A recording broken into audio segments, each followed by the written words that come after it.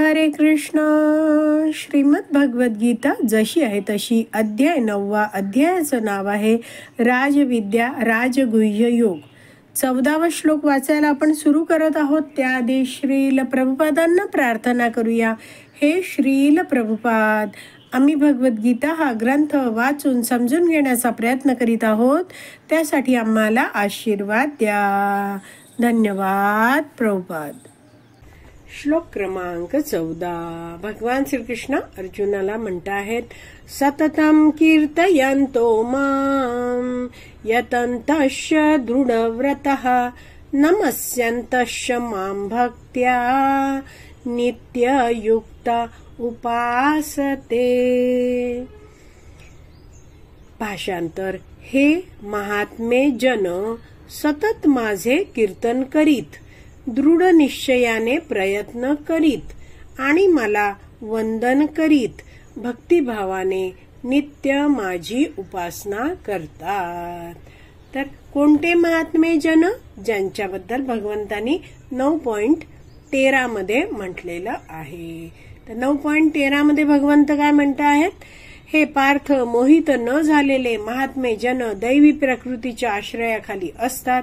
ते भक्तीमध्ये पूर्णपणे युक्त झालेले असतात, कारण ते मला सृष्टीचे आदिकरण आणि अविनाशी पुरुषोत्तम श्री भगवान म्हणून जाणतात. आणि भगवंत आता म्हणत आहेत 14 मध्ये, हे महात्मे जन काय करता आहेत? शब्दशः अर्थ बघूया. सततम कीर्तयन्तो मां, ते सतत भगवंतांच्या कीर्तनामध्ये मग्न आहेत. माम म्हणजे माझं ते कीर्तन करता आहेत. तर सततम हा शब्द कळला. निरंतर. तर निरंतर म्हणजे काय? शब्दशः अर्थ बघून सांगते. निरंतर म्हणजे नाही अंतर. सतत ते भगवंतांच्या भक्तिमय कार्यात मग्न आहेत. कीर्तयंत, तर कीर्तन हा शब्द येतो कीर्तीमधून. कीर्ती म्हणजे यश, तर कीर्तन म्हणजे कीर्ती गान, यशोगान असं म्हटलं जातं. तर असे जे भक्त आहेत ते भगवान श्रीकृष्णांच्या गुणांचं वर्णन करत असतात. सतत भगवंतांविषयीच त्यांच्या चर्चा, चिंतन, मनन चाललेलं असतं. सततम कीर्तयन्तो माम. भगवंत पुढे म्हणतायत यतन्तश्च. यतंत म्हणजे काय? पूर्णपणे प्रयत्न करीत. तर असे जे भक्त आहेत ते पूर्णपणे प्रयत्न करत असतात. आणि काय आहे? दृढ व्रता. दृढ व्रता म्हणजे दृढ निश्चयाने. तर असे जे भक्त आहेत ते भक्तीमध्ये जी काही व्रत घेतात, जशी वेगवेगळी व्रत असतात. 16 माळा जप आहे, तो मी लक्षपूर्वक करण्याचा प्रयत्न करेन. मी इतका वेळ वाचेन, इतका वेळ श्रवणम करेन, अशी नियमितपणे सेवा करेन. ही सगळी जी व्रत त्यांनी घेतलेली आहेत ती व्रत यतन्तश्च दृढ व्रता. तर प्रयत्नपूर्वक ती ही सगळी व्रत पूर्ण होण्यासाठी ते दृढपणे प्रयत्न करतात. तर त्यांच्या जीवनात व्रत तोडण्यासाठी खूप सारी कारणं मिळू शकतात. मात्र असे हे भक्त आहेत ते प्रयत्नपूर्वक सगळी जी आपण व्रत घेतली आहेत ती पूर्ण करतात. दुसऱ्या ओळीतले शब्द आहेत नमस्यन्तश्च मां भक्त्या. तर नमस्यन्तश्च म्हणजे काय आहे?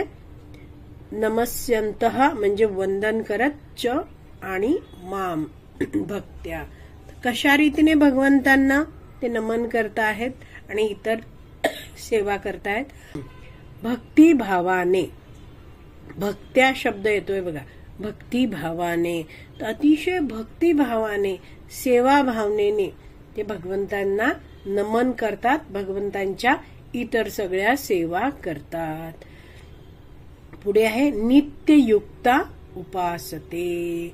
तर असे जे भक्त आहेत ते नित्ययुक्ता, नित्ययुक्त झाले आहेत. युक्त म्हणजे जोडले गेले आहेत भगवंतांबरोबर. आणि उपासते आराधना करतात, भगवंतांच्या भक्तिमय कार्यात मग्न राहतात. पुन्हा एकदा भाषांतर वाचूया. हे महात्मे जन सतत माझे कीर्तन करीत, दृढ निश्चयाने प्रयत्न करीत आणि मला वंदन करीत भक्तिभावाने नित्य माझी उपासना करतात. तर यावरून आपण जाणू शकतो, इथे दिलाय बघा यतंतश्च, तर ते प्रयत्न करीत असतात. तर भगवंत हा प्रयत्न पाहतायत हे आपण जाणलं पाहिजे. आणि असा प्रयत्न करणारा व्यक्ती आहे त्याच्याबद्दल भगवंत म्हणतायत तो दृढ व्रत आहे. म्हणजे भगवंत त्या भक्ताची स्तुती सुद्धा करताहेत. तर आपण जाणलं पाहिजे.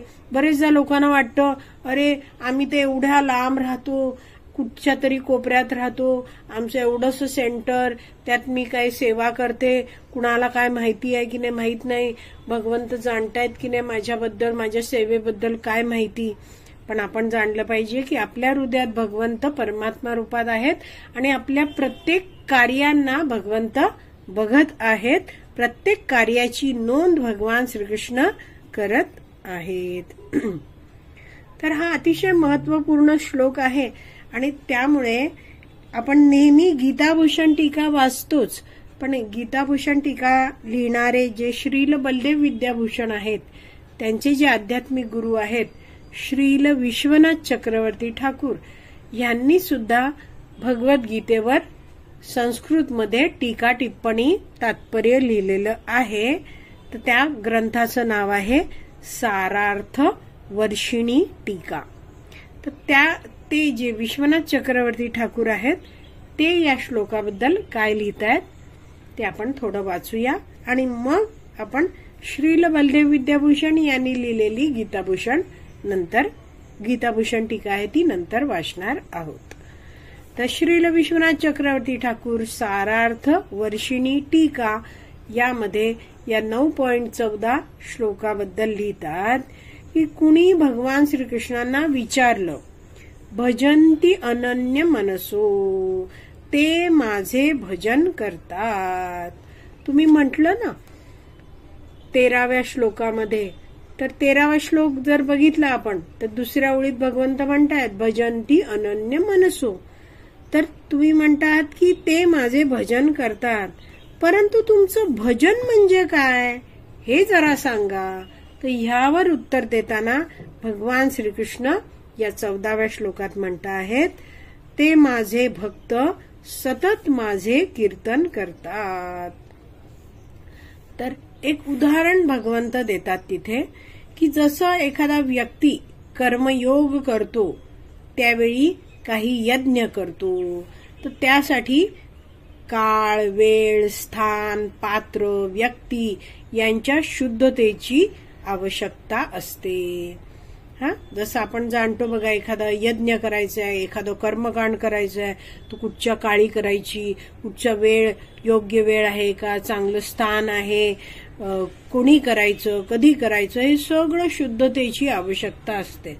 पण भगवंत म्हणतायत की माझं कीर्तन करण्यात शुद्धी अशुद्धी विचारात घेतली जात नाही. जसं विष्णू धर्मोत्तर ग्रंथ आहे त्यामध्ये सांगितलं आहे, तर त्यातले हे वाचूया आपण. त्यात दिलंय की श्रीहरींच्या नामकीर्तनात मग्न असलेल्या व्यक्तीसाठी देश म्हणजे ठिकाण, स्थान आणि काळ, वेळ यांचा नियम नाही. मनुष्य तोंड न धुता उष्ट्या मुखाने सुद्धा भगवंतांचं नाम घेऊ शकतो. कुठच्याही अशुची, अपवित्र, अशुद्ध अवस्थेत कोणत्याही परिस्थितीत भगवंतांचं नाम व्यक्ती घेऊ शकतो. तर भगवंतांचं नाम घेण्यासाठी, कीर्तन करण्यासाठी कोणताच नियम नाही. जसं कोणतंही काम करतोय, कपडे धुतोय, भांडी घासतोय, स्नान करतोय, काही करतोय, तर तो भगवंतांचं नाम घेत राहू शकतो. कुठच्या ठिकाणी, कुठच्या परिस्थितीत नाम घेतोय त्याला शुद्ध अशुद्धता असं काही पाहिलं जात नाही. तर हे मार्गदर्शन इथे केलेलं आहे. मात्र आपण जाणतो की जर हे यज्ञ वगैरे केले जातात त्यामध्ये कसं असतं, ते यज्ञ करण्यासाठी योग्य अशा ब्राह्मणाची आवश्यकता असते, यज्ञाची सामुग्री शुद्ध हवी असते, योग्य काळात योग्य व्यक्तीने तो यज्ञ केला पाहिजे आणि मग या कर्मयोगात व्यक्ती आपलं हे जे कर्म झालं आहे त्याचं फळ तो भगवान श्रीकृष्णांना अर्पण करतो. मात्र भगवंतांचं कीर्तन करण्यासाठी देश, काळ, पात्रता पाहिली जात नाही. कुणीही कुठच्याही वेळी प्रत्येक वेळी सतत भगवान श्रीकृष्णांचं भजन कीर्तन करू शकतो. तर आज आपली विराम द्यायची वेळ झाली आहे. आज आपण इथेच विराम देऊया. श्रीमद भगवत गीता की जय. श्रील प्रभुपाद की जय. हरी बोल.